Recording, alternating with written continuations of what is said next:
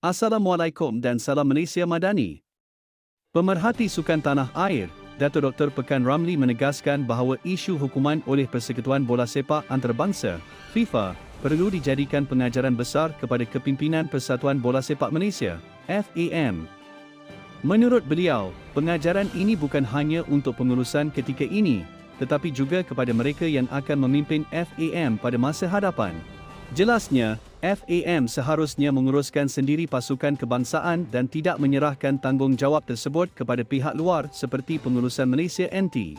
Beliau menambah, apabila timbul isu seperti yang berlaku sekarang, FAM akhirnya menjadi pihak yang dipersalahkan.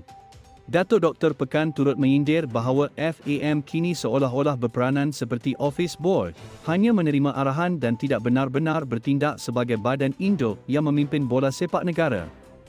Sebelum ini, FAM dan Malaysia NT mengadakan sidang akhbar bagi menjelaskan isu hukuman FIFA serta proses rayuan yang sedang dijalankan. Namun, sidang media tersebut dikritik kerana gagal menjawab beberapa persoalan utama yang dibangkitkan oleh penyokong bola sepak tempatan. Dalam masa yang sama, beliau turut mengingatkan supaya tindakan menggantung serta-merta Setiausaha Agong FAM tidak dijadikan alasan untuk menutup kelemahan sebenar dalam pengurusan. Katanya, menuding kesalahan kepada seorang individu semata-mata adalah tindakan yang tidak adil. Difahamkan, pengurusan skuad kebangsaan, Malaysia NT, merupakan pihak yang bertanggungjawab secara langsung menguruskan pasukan Harimau Malaya, manakala FAM bertindak sebagai perantara.